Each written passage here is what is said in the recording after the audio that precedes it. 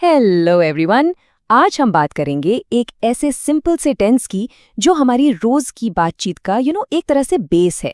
सिर्फ एक टेंस को समझकर हम अपनी आदतों, रूटीन और जो बातें हमेशा सच होती हैं उनके बारे में बहुत आसानी से बात कर सकते हैं। तो चलिए शुरू करते हैं। तो जैसा कि हमारे सोर्स में टीचर कहती है, ये टेंस हमारी रोज की जिंदगी, हमारी आदतों, सच और उन बातों के बारे में है जो कभी नहीं बदलती। मतलब ये सिर्फ अभी की बात नहीं करता, बल्कि उन चीजों की बात करता है जो आम तौर पर सच होती हैं। तो चलिए थोड़ा और गहराई में जाते हैं और समझते हैं कि ये सिंपल प्रेजेंट टेंस आखिर है क्या और इसे कब कब इस्तेमाल किया जाता है। इसके 4 बहुत ज़रूरी काम हैं जो इसे इतना इम्पोर्टेंट बनाते हैं।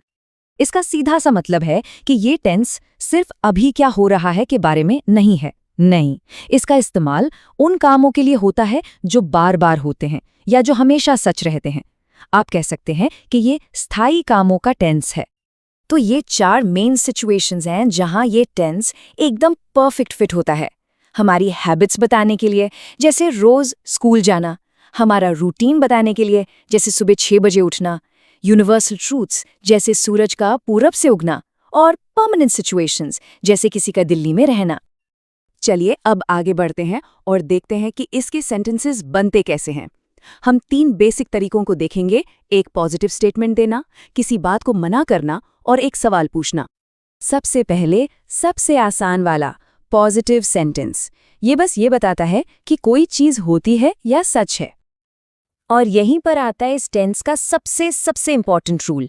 जब भी सब्जेक्ट ही, शी या इट हो तो वर्ब के आखिर में एस या ईएस लगाना ही लगाना है। जैसे दे प्ले तो ठीक है, लेकिन शी के साथ प्लेज होगा। बस यही फर्क याद रखना है।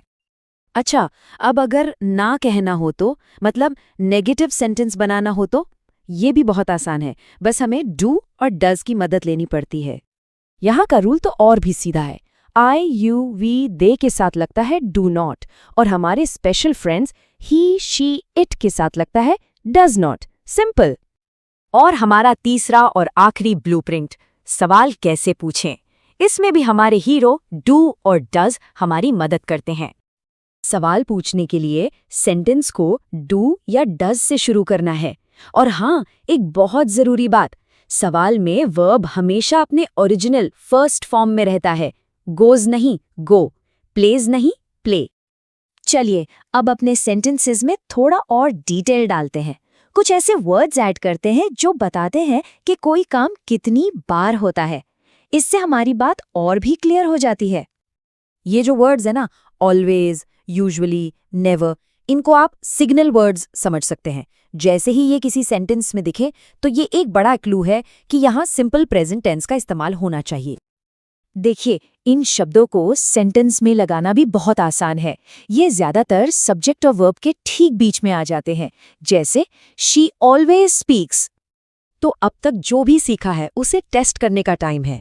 चलिए कुछ एग्जाम्पल्स देखते हैं और ये पहचानने की कोशिश करते हैं कि उनमें आम तौर पर क्या गलतियां होती हैं। रेडी? ये रहा पहला सेंटेंस। जरा इसे देखिए। She go to the market every day. इसमें क्या गलत लग रहा है? ये एक बहुत ही कॉमन मिस्टेक है। बिल्कुल सही सोचा। यहाँ सब्जेक्ट शी है तो हमारा रूल नंबर 1 क्या था? वर्ब में ईएस लगेगा, तो गो नहीं गोज होगा। She goes to the market. Okay, अब इस सेंटेंस को देखिए। He don't like milk. यहाँ क्या गड़बड़ है? ये नेगेटिव सेंटेंस से जुड़ी एक आम गलती है। एग्जैक्टली, ही के साथ डू नॉट नहीं आता, उसके साथ डज नॉट या शॉर्ट फॉर्म में डजंट यूज होता है। तो सही होगा ही डजंट लाइक मिल्क। और ये रहा हमारा आखिरी test, do she sings well.